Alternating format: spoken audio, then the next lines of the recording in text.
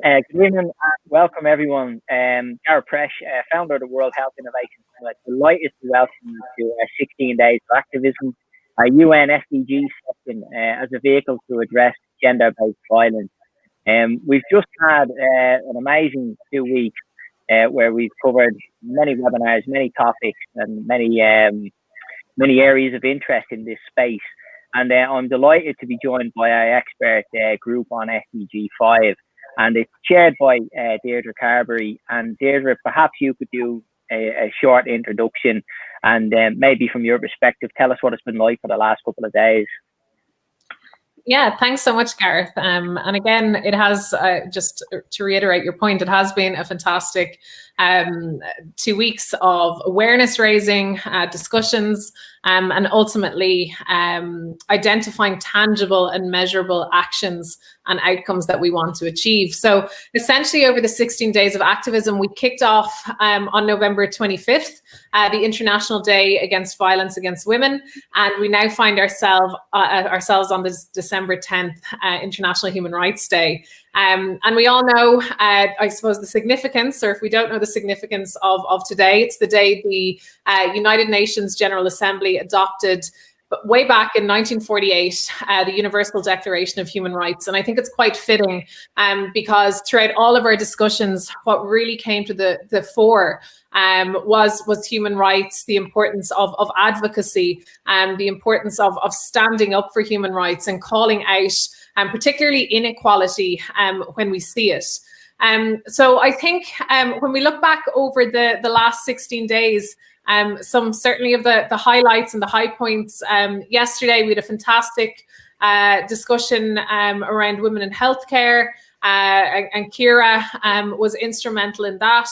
And looking at, between myself and Tyson, humanitarian settings, conflict settings, complex emergencies, and some of the ways we see gender-based violence manifest itself and actually increase in times of crisis and natural disasters and emergencies. We also had a fantastic session, and it really opened my eyes, and it's amazing what you can learn by just sitting down and getting kind of input from a diverse group of stakeholders and different entities.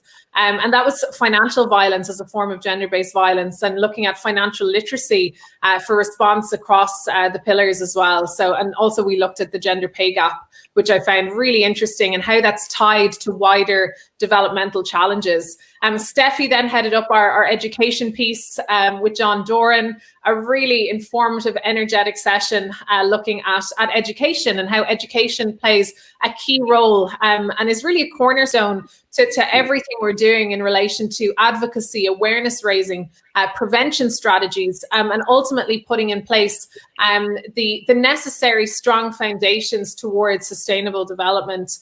And I know, Gareth, as well, you had a fantastic session with Sean Cook from the Men's Development Network on the role of men and boys as advocates. And that's really what's come through as well over the 16 days, the importance of this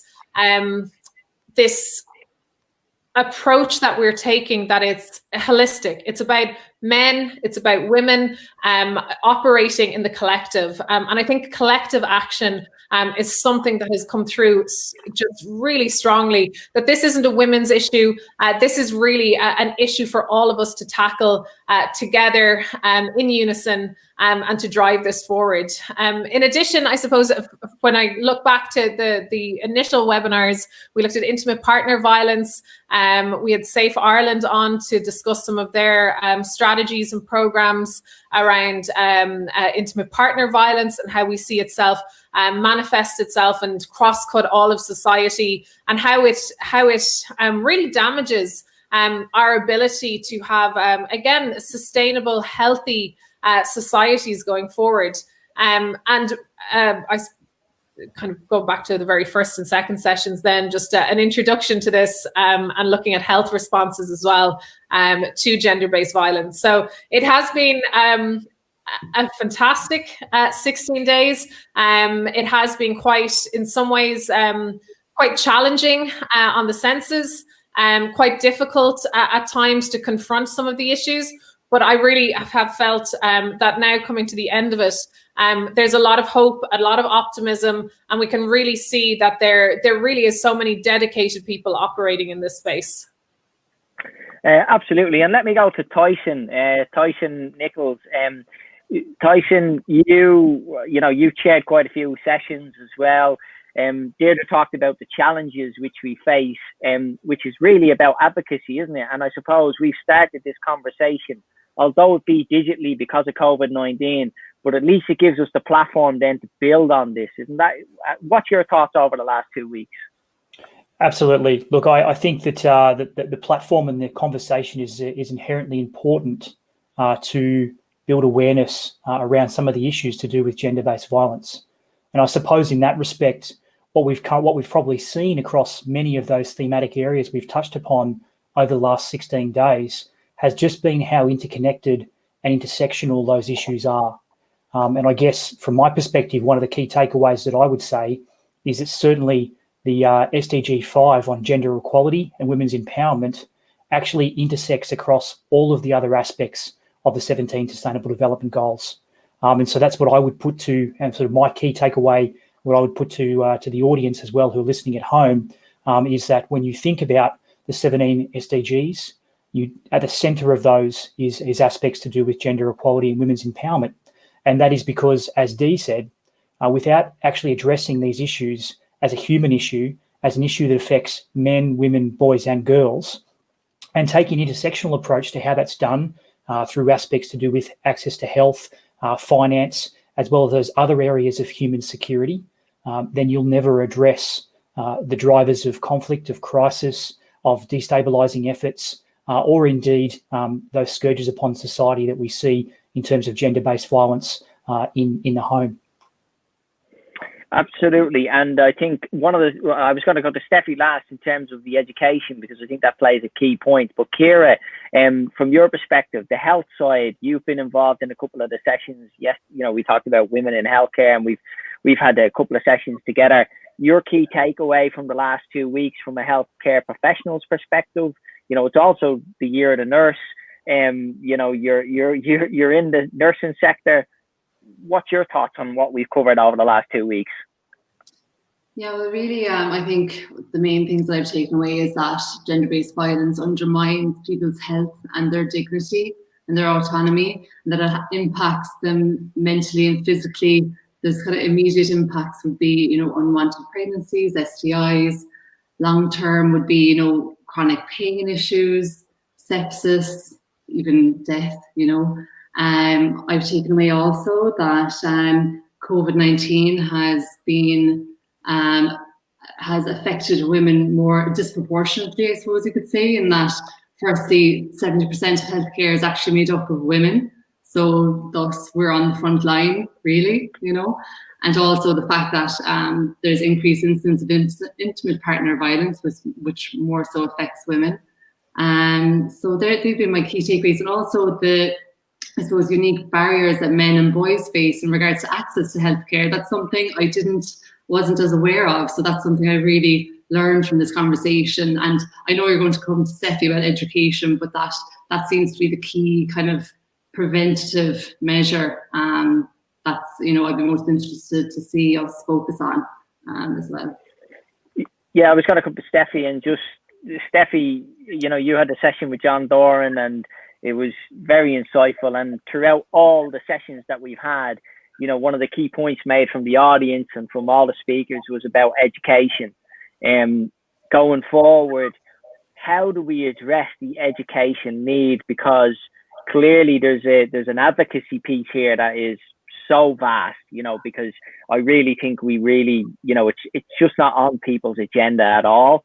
And given COVID's impact over the next 12 and 24 months within health services, the strain that it's going to be under, because it's going to be under immense pressure, you probably have an increase in terms of gender-based violence will skyrocket. How are we going to tackle this? Yeah, it's a great question, Gareth. I think you really make a good point there in terms of the advocacy piece. And I think one thing that I really took from John's discussion was John had a great point in saying that education is often seen as the area that is, responsible for all the ills of society and all the cures. And obviously, it's not that simple, that we can't just construct a society by constantly blaming all the ills of society on an education system. And in order to reform an education system, it on average takes about 50 to 100 years, depending on the country. So if you look at the majority of Western European countries or to the US or so on, we're looking at education systems that were originally conceptually built in the 50s, 60s, and at the max 70s. If you look at Ireland as an example, the majority of our education system, our exams, for example, the Leave Insert itself, that hasn't been changed in its main constituency since the 90s. So when you have an education system that's reflective of a society 20, 30 years ago, and we're talking about different issues here in relation to gender-based violence, but if you were to look at an example of Ireland, 1993, we had 1991 or 1992, 93, can't remember which exactly, but our legislation in relation to contraception, we only had contraception available in the early 90s. We made homosexuality stop being illegal in Ireland in the 1990s. And if you go forward 20, 30 years, we are now in a society that we have gender equality on a totally different level. We have the abortion referendum went through, we have same-sex marriage has been introduced in this country, yet our education system is still conceptually based 30 years ago on a society that doesn't reflect the diversity that we have here, the energy, the drive, within just this is a small example. And we're a very small example if you're to look at the wider global context, but it's a good kind of, I suppose, a little petri dish to look at, some of the issues that we're facing at the moment. So I thought John had some great points around that and taking ownership for it. And when you talk about advocacy, Gareth, as you know yourself, with a lot of causes and healthcare being the same, you need to have the investment. You need to invest in the future. You need to have stakeholders from different parties.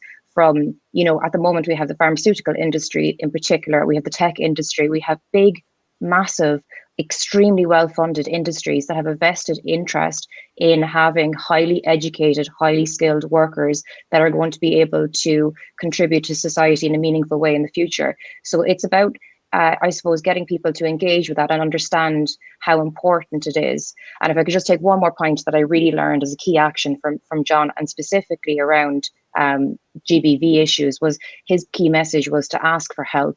And I think that's huge, to ask for mentors and to reach out to people. So I think that's a really key takeaway for me from my discussion with John.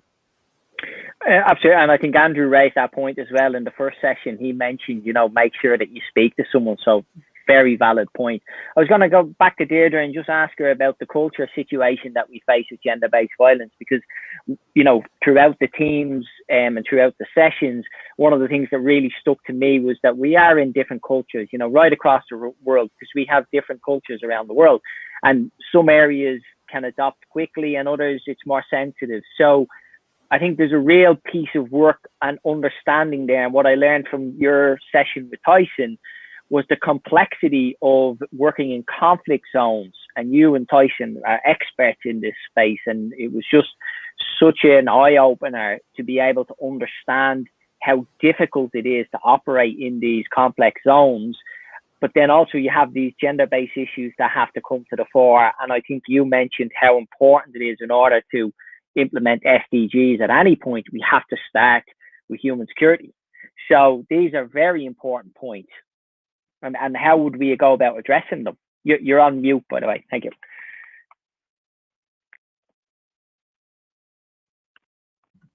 Yeah, no, I think it's a great point in terms of, just looking at the wider context. And I think sometimes when we talk about gender equality, human security, culture plays a really important role, just like, religion, or when we take human security kind of elements, when we look at education, when we look at healthcare, political, the economic context, then religion, culture, and all that plays a part in it as well. So it's all these overlapping elements. But what I think it's really important when we do talk about culture is that we don't, I guess, pass off ills or issues and maybe step away from them because of maybe cultural issues. And I think particularly what I've noticed and witnessed in complex emergencies and conflict settings is that certain entities, certain organizations, certain individuals are slow to act and intervene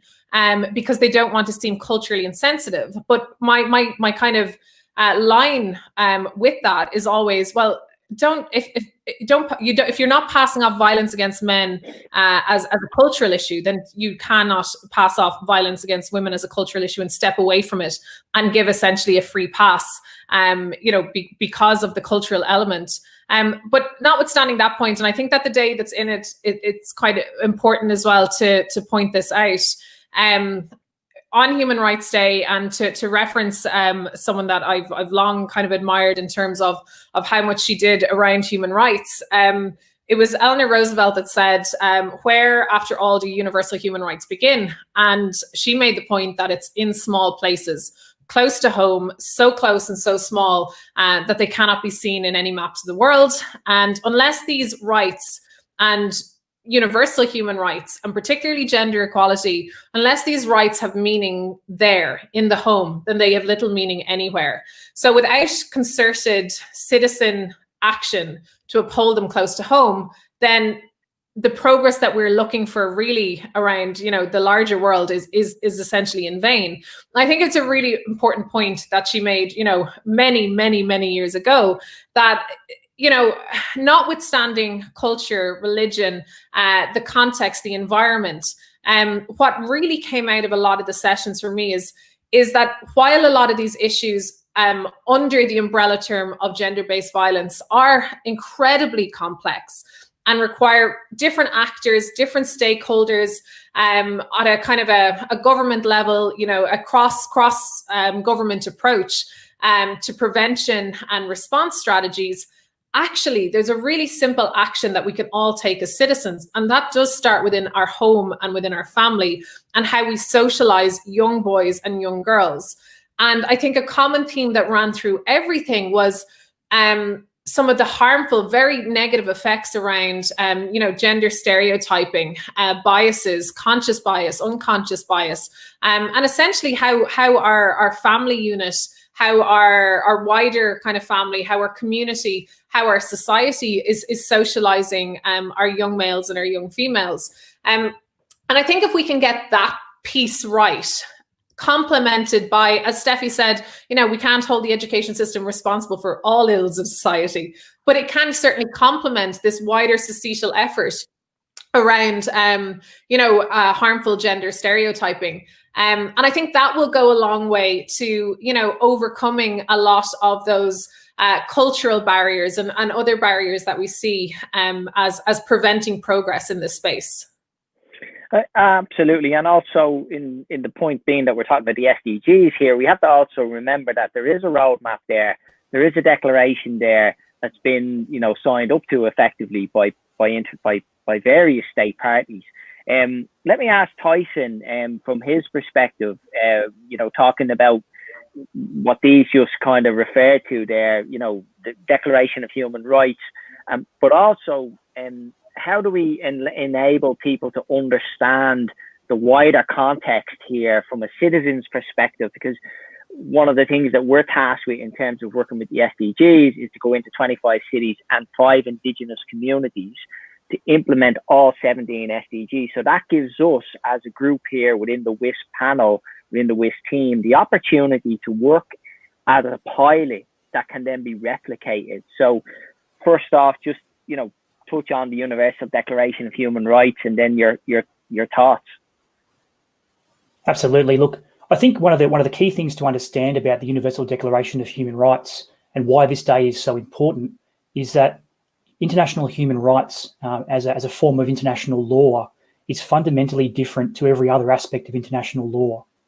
And many people may not understand that, but in most cases, international law is set up to reinforce state relationships amongst states. And in fact, that exists across all forms of international law, except for the international law applying to human rights.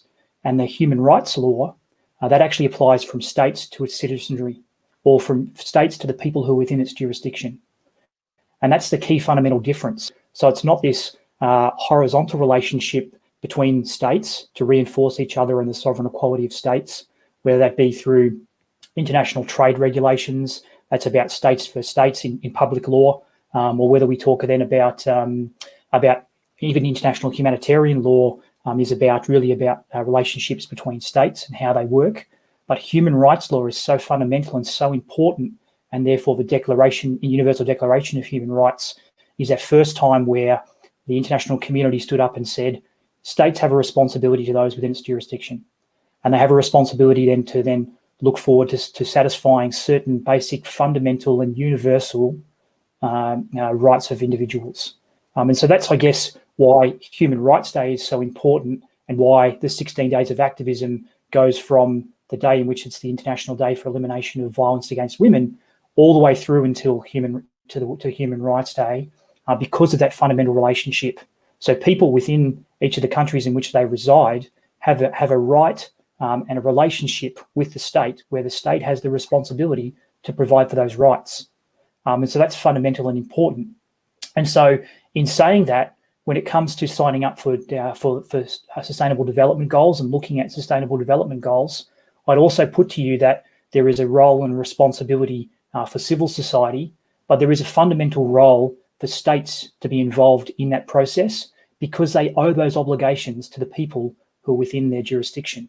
And so one of the ways, and I think that's important for people to understand, that when they go to the ballot box and they vote in the countries where there are democratic processes, that they keep those things in mind, and they hold their states, they hold their parliamentarians and the people representing them accountable. Obviously, it's a little more difficult in totalitarian societies, but certainly in that respect, there are other mechanisms and other civil society actors that will call out those particular totalitarian states to look at how we can actually advance people's individual, fundamental and universal human rights. Because without those, we are nothing. I think this is such an important point of this discussion, and I think we've had a couple of questions here. I'll read out a couple of questions now shortly as well. But one of the things I was going to ask Tyson, just a very simple question: where can we get links on this information? Because I think it's absolutely vital, because it's something, you've just triggered something with me. And, when you talk about when you vote for someone, we do need to hold our parliamentaries, we need to hold them accountable. So if you have is there a website there that you can share with someone about the information? Absolutely. So for example, in the UK, the UK has a Human Rights Act. And so that is available open source. You just need to search for it. And that will there specify for you. If you're living within Europe, there's the European Convention on Human Rights. And so certainly, again, you can just Google that. The other alternative is if you're living outside of Europe and you're living in, say, Africa, there is indeed also an African system and a Convention on Human Rights, and also as well in the Inter-American system. For more broader human rights aspects in internationally regarded and accepted human rights conventions and treaties, really the Office of the High Commissioner for Human Rights, which is a UN office, they have all of the various international treaties relating to that. So both the International Covenant on Civil and Political Rights and also the International Covenant on Economic, Social and Cultural Rights would be the way in which I point people to them.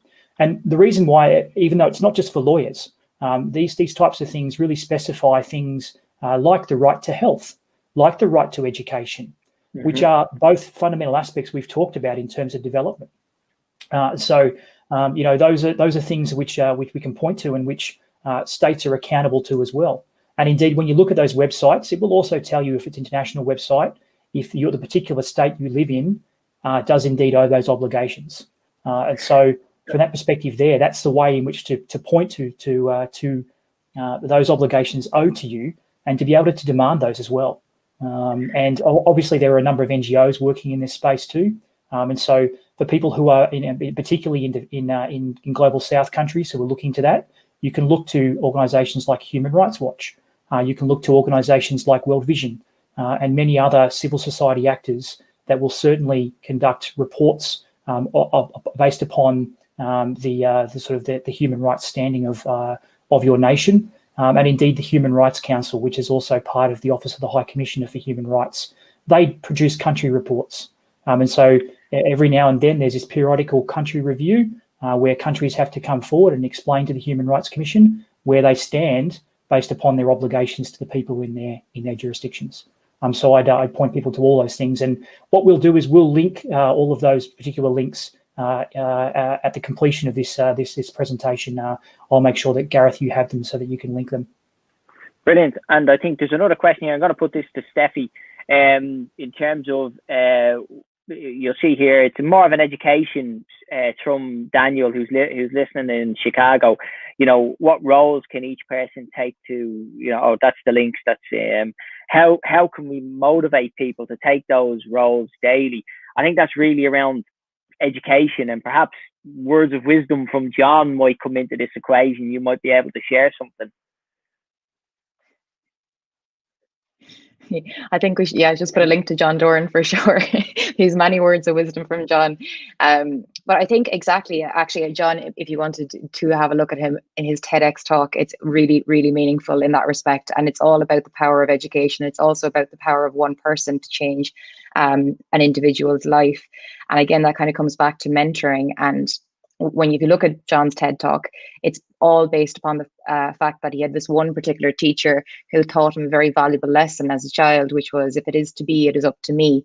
And there's a little bit of an element in, you know, a lot of really, I suppose, those great stories of overcoming really difficult situations, and particularly ones that are involving potentially violence or addiction in a home, or any of these kind of issues that we've been discussing over the last 2 weeks. There are some wonderful stories of people overcoming all the odds to become incredibly successful. And that is in many parts because at one point or another, one person reached out for help and you know, pointed somebody in the right direction. So I think in terms of role modeling, there are a lot of great role models out there. There are very few people, especially people who have worked hard to get into successful positions, that will turn down the opportunity to help others on the way up. And I suppose we are all, our success is the sum of how many doors have been opened to us by others along the way. And it's a huge thing in gender equality, and it's a huge thing in women's empowerment. And it's something working within this space over the last couple of years in particular, I've seen over and over again, is the power of other women supporting women, and incredible male advocates as well. And Tyson, you looking at you and listening to you, you're just such an incredible advocate for women in general. It's just awesome to meet people like that. So it's not just about women supporting women. It's about having incredible advocates, male advocates that stand up and support women in the workplace, in the home, that are exemplary fathers, that are exemplary husbands, that are exemplary members of the community. You know, there's a lot of ills in society. There's a lot of bad things happening out there, but there are some people that really do, you know, overcome all the odds to become incredible role models for others. So there's always hope in that respect. Yeah, and absolutely. And that's, you know, we'll share John's links as well. I wanted to come on to Kira next and ask her just about the health aspect in terms of SDG 3 is good health and well-being, certainly cuts across, you know, gender-based violence. But bringing that into the context of taking this forward, you know, we've had the 16 days of activism. We've explained how difficult, you know, the health service is going to be under immense pressure over the next couple of months, years, I would say, given the backlog that we face in terms of elective surgeries, which will have a knock-on effect in terms of how we treat people with gender-based violence. How do you think we're going to be able to solve this on, should we say, mass scale? It's quite a difficult question, but the floor is yours. Please give us your words of wisdom. Well, just a few points, I suppose, that have come up throughout the few discussions we had that could be focused on, I suppose, as like type of solutions or points. You know, the public health campaign has really worked for COVID-19, and you can see that whenever there is something that is really driving a purpose, that they can change things and they can get the information out. I think that a global campaign should be for gender-based violence and awareness on it to the same level. Like, I know that we're doing this, but you know, it should be in every home should be aware of this. You know, every country, every corner of the globe should be talking about this the way that they're talking about COVID-19.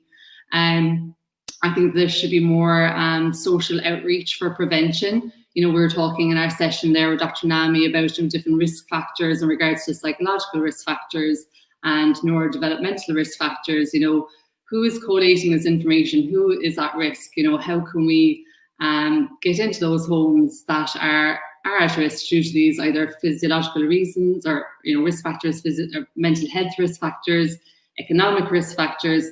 Is there something that's a barrier that they can't actually, I suppose, change things right now? Social workers are in the home, but is there something that's blocking them from sourcing this change? Also, a culture of openness in the workplace, I think, and in society, and increased well-being initiatives are really helpful. I think annual training should be happening as well for people who do have to respond to gender-based violence in regards to healthcare professionals. I feel should have more training on this. From Dee and Tyson's conversation, the Defence Forces obviously need, more information in this regard.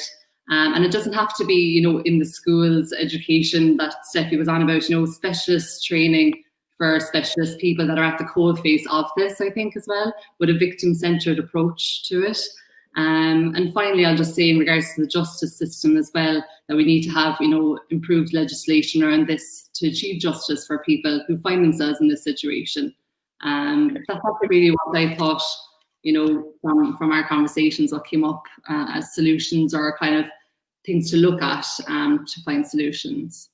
Important points, very important points. Let me bring back in Deirdre. Deirdre is the chair of the expert group on, gender equality and women's empowerment. The next steps from your perspective, for the team, for the group, key objectives. I mean, there's huge numbers, 243 million women affected annually, I think last year, in terms of abuse by an intimate partner. That's huge. How do we measure these things, and how do we action? Yeah, I mean, and it is a great question, and that's really what we are focused on. It's the actions. Yes, the awareness raising piece is hugely important, but action focused really is where we want to be. We see that gender-based violence against women and girls and men and boys is one of the most prevalent human rights violations in the world. And it knows, as we've very clearly seen over the last 16 days, it knows no social, economic, or national boundaries. It's occurring in every country, in homes, streets, workplaces, and as we discussed as well, is particularly prevalent in times of conflict and crisis. And I think Kira has said it really well, that it undermines the health, dignity, security, and autonomy of its victims. Yet it does remain shrouded in a culture of silence. And I think that's why discussions like this are so important as a step. And we are starting to see more traction. And Safe Ireland have told us through their discussions with us that they are pleased that they have seen progress through their programs, through their awareness raising as well. So we have to keep that going. We have to keep it on the agenda, not just now for the 16 days, but throughout the year. Because we see that, victims of violence, they can suffer sexual and reproductive health consequences. And Kira has listed, everything from unsafe abortions to FGM, sexually transmitted infections, HIV, and even death.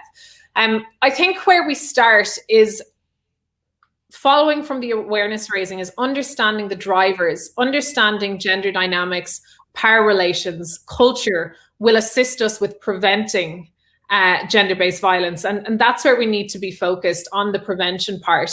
And I think when we talk about the SDGs and our roles in the World Health Innovation Summit, gender equality and human rights are really at the heart. They are at the very heart of Sustainable Development Goals. And in the absence, I think, of human dignity, of gender equality, there isn't any hope to drive long-term sustainable development. That's how critical this is. And I think, gender equality, human rights are driven by progress on all the SDGs, and the SDGs are driven by advancements on human rights and gender equality. So they really go hand in glove. One cannot be looked at in isolation to the other. And I do think COVID has actually provided us with a key opportunity as a global society to reflect and to refocus.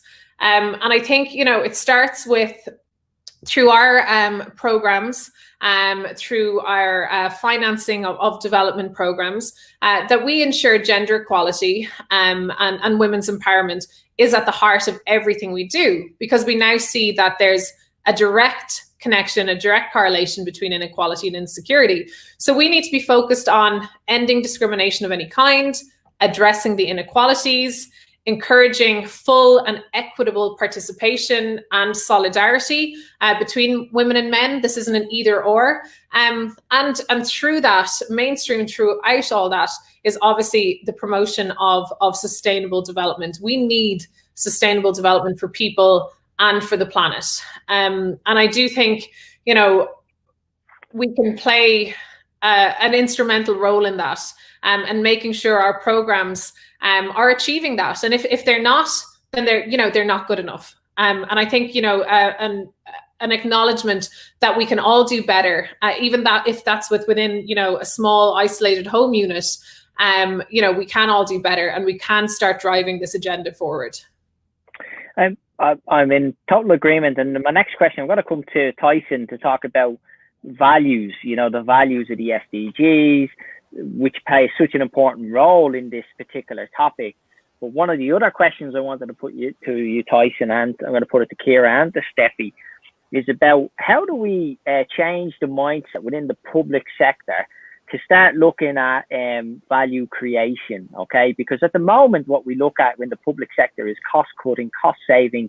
That's all it boils down to. However, I genuinely believe that we have such an opportunity now. If you look at the COVID situation, and if you look at what damage has been done in terms of economies around the world, and how the public sector and the private sector have all had to kind of work together, there's a massive opportunity there for us, even from the military's perspective, because everyone looks at how much are we spending on military. But then if you looked at the costs, I think when we spoke with Safe Ireland, when Deirdre was speaking, huge economic costs in terms of gender-based violence. We could use the military's resources, the healthcare's resources, to measure how we make interventions that are low cost, but give huge yield in terms of value creation. So there's two quick questions for you. I know they're complex, but would welcome your insight. Well, I think, look, I'd make the observation that in the public sector, there needs to be a reframing of how you think about the spending of money, of public money. And I would say that you reframe it not in terms of what is the cheapest option, but you frame it in terms of what represents the best value for money. And the value for money decision doesn't just come down to a bottom line of costs.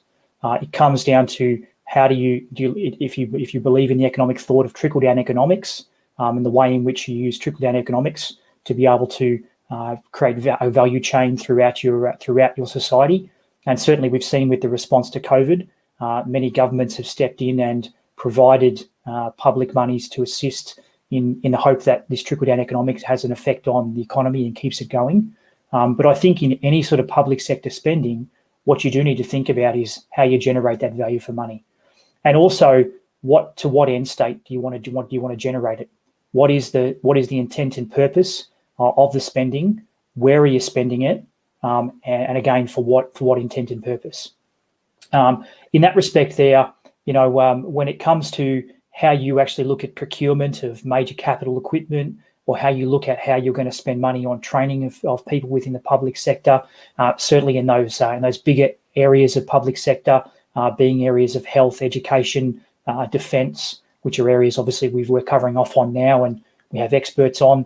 In those sectors there. Then it is about how do you actually look at generating some value chain to that. Now, it's probably a little more difficult than it is perhaps in a private sector environment, where private sector look at investors and returns, and obviously have some regulation around that. In a public sector, you need to be able to demonstrate to people and educate people that the way in which their money is being spent is in the best interests of a longer term outcome. And I suppose in many democracies, we think in terms of election cycles, and we think in terms of a 3 or 4 year or 5 year, whatever the election cycle may be. And perhaps we need to be thinking more long term than that. And that I draw that back then to the Sustainable Development Goals, because these Sustainable Development Goals for 2030 are asking governments, asking states to think that little bit further ahead, to think about what their impact and their effect is on the planet and how they go about addressing public sector spending and also encouraging private sector to be involved to create that value chain. So that would be the observation that I would make there. And I would just reiterate that when it comes to addressing gender equality issues, when it comes to addressing gender-based violence issues, as Dee said, and as the other speakers have also mentioned as well, both Steffi and Kira, the aspect of gender-based violence or gender equality is fundamental to the achievement of Sustainable Development Goals. And indeed, it's not by coincidence that many of, in fact, all of the Sustainable Development Goals, all 17 of them, all have a direct linkage to a fundamental and universal human right. Thanks for that, Tyson. I mean, you've summarised it very well, and I think the opportunity for the public sector to actually, look at who they spend their money with as well. I know we go through this procurement situation, but the companies that win these big contracts, how do they use their money? That's got to come in, and that's part of the SDGs, in terms of how those companies then raise their capital from investors. Who is investing in those companies? Where is the money coming from? I think these are all questions that we should begin to ask.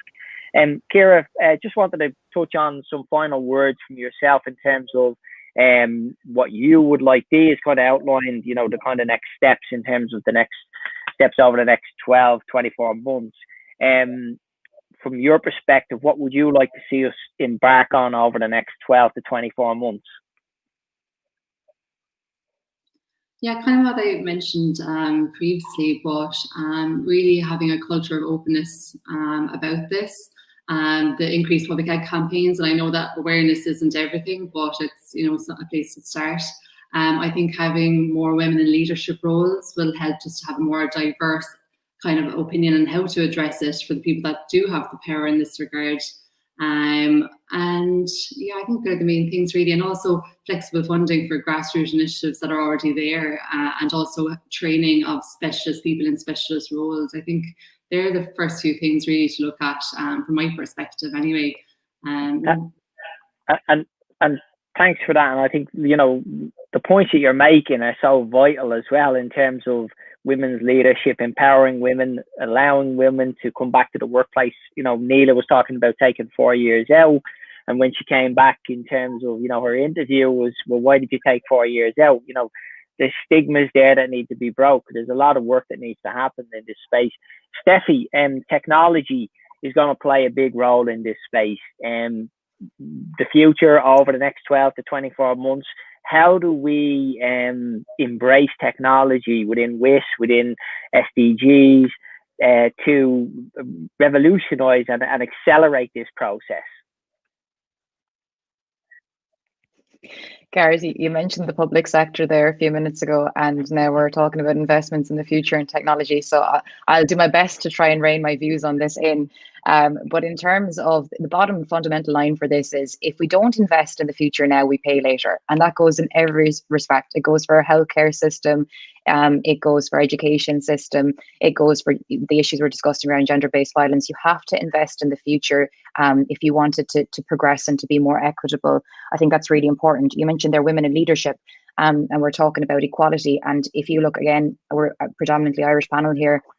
We have a TD at the moment who's just announced her pregnancy, and we don't have legislation in this country for maternity leave for a TD, and it's 2020. So in so many industries and so many businesses, women are constantly facing that battle, which just shouldn't even be an issue anymore. It shouldn't even be a question mark of whether or not we're going to have maternity leaves for senior leadership or mid-management females. So we're completely, isolating a whole segment, not just a minority in society. It's half of society when you're excluding women for having equal opportunities. So I think that's really important. You mentioned technology, and I suppose one thing that I would absolutely fundamentally take away from this COVID year that we've just had is that when you have a situation that requires the government to move mountains and find pennies in their pockets, COVID has shown that money can be taken out from every rock in the country, in the world, in the globe. Money's falling from the trees in terms of COVID to find solutions. if we took a little tiny bit of that energy and we actually placed it in prevention rather than constantly looking at curing, in this case, the disease, but in every other respect as well, the investment is there. We need the willingness and you need the foresight to invest in the future. Look at people who are really looking forward to the future. Look at the likes of Elon Musk. Look at the money he's investing in things he may never live to see. Why? So we have to start kind of getting that cultural piece there for, you know, governments to really start thinking about the societies they're building, the legacy that they're going to leave behind. And that's a huge, I'm not sure exactly what the solution is to that, but definitely awareness is the starting point for me. Yeah, but you make a very valid point in terms of the investment, because we have to be really clear here. At the World Urban Forum this year, it was stated the money is there, the investment is there. I took part in the Faith Invest conference in early January this year. The faith groups, for example, are mobilizing large sums of divestment out of, you know, the oil industry, fossil fuels, that will be reinvested back into the SDGs. It's not a case of money. The biggest problem that we face is actually the projects, because a lot of the projects, the reason why you talked about Elon Musk, the reason why people are interested in giving Elon Musk, it's not his money. Remember, it's money that's invested into his companies. They trust him. They're investing in Elon Musk. That's why they invest in Facebook. They're investing in Mark Zuckerberg. It's not that they are actually putting money in. These come from pension funds, and this is how the circle works. And it's a complex area, but once you begin to understand where the money comes from, then you understand how the investment flows. For example, the likes of Allianz and AXA and these big insurance companies, they invest into state bonds and projects because they know they get a return on it. So the money situation is there. But it's like you said, Steffi, it's the leadership. From your perspective, you know, this is what we really need, isn't it? It's action. Like it's those risk takers. You know, it's really about and supporting those who do stand up and make that effort. Final words to you over the last 16 days, and it's, you know, I'm sure you have plenty of points to touch on, but, you know, it'd be great to hear your final thoughts. Yeah, no, I think the 16 days has been really worthwhile. And I think, you know, as a final thought, I think it's really important to emphasize that gender equality benefits everyone. It benefits all of society in all ways. If we have strong, equitable health systems, education systems, political systems, economic systems, there's massive, massive strength there for our societies to be able to respond in a more effective and coordinated manner to strategic shocks. And we've seen a really, really great example of a strategic shock that has hit the world in the form of COVID-19 and the global pandemic that we've seen. And I think that's the real thing I guess the real takeaway for me is this isn't a zero-sum game. This is, again, about the collective, and this will only enhance and progress all of us. And we need to ensure that we are doing that in a fair, equitable, and transparent manner. And I think for us on the WIS expert panel on gender equality and women's empowerment, we've taken away a huge amount from the last 16 days, a huge amount for us to process, to analyze, and ultimately make sure, as we said, that we are focused on the necessary actions to progress the Sustainable Development Goals through our programs and through our initiatives as well. So this isn't about us, it's really about, you know, all of society. It's about the affected population in conflicts and complex emergencies. It's about the young people that are out there now making their way through life. It's about development partners, SMEs. It's about those survivors of sexual violence. This is about everyone. And this will benefit everyone as well if we as a society can get this right. I totally agree with you, and I'm going to just finish with a couple of points. You know, as you said there, it's a win-win situation if we get this right. I just want to reflect on earlier this year at the World in Davos this year. There was a statement made by Alfred Berkeley, the former president of NASDAQ, and it was fascinating what he was saying about the SDGs and what the UN are putting down. And basically what they're saying is it's not that the UN are going to implement the SDGs. That's not going to happen. It's got to be us to take the responsibility. And basically what the UN are saying is we can do better. And these are the goals that we can, and these are the targets that we can do, you know, that we can actually action something. And it's about us taking that personal responsibility, you know. So, you know, I have 2 young girls. I mean, I hope in their future, you know, we've got big challenges coming down the line. Health, massive challenge. Climate is a huge challenge. But one of the things I take from this conversation, and also over the last 16 days and working with you guys, is inspiration that we're on the right path, and that we have the leadership, and that we have the platform also in order to make these things happen, and to build the business case, to build the financial value behind it, but then also to make that work and sustainable for all the community, so we leave no one behind. So that's very encouraging. My final words is just thanks to everyone, all the participants, the people who've listened in, people who will listen to this in the future. We just want you to mobilize, get involved, do something every single day that makes a difference. And I'm very much looking forward to working with Dee, Steffi, Tyson, Kira, Amity, and the wider WIS group in implementing these 17 SDGs. And from us here at WIS, we just want to say thank you. We look forward to next year's 16 Days of Activism. And if you need any information, you can check us out on the website. It's www.wis.uk. So from ourselves here, we'll just say goodbye and the very best of luck to everyone. And let's work together to implement these 17 SDGs. So best of luck, everyone. Bye for now.